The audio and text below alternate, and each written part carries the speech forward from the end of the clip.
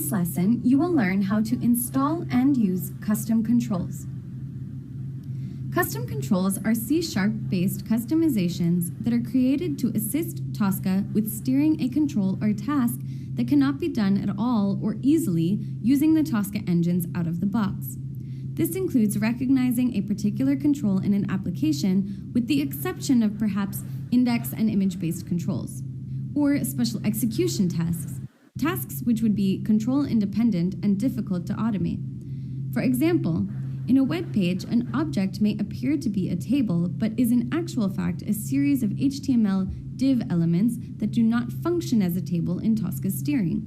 A custom control can be created to tell Tosca how to recognize and steer these div elements as a table. The use of custom controls creates more stability for steering these controls, as well as makes it easier. The creation of these controls is covered in Automation Engineer Level 2, so we will only discuss how to install and use them in this lesson. To install a custom control once it has been written, simply copy the DLL into the Tricentis home directory. Once it is there, you can now scan your application as you normally would.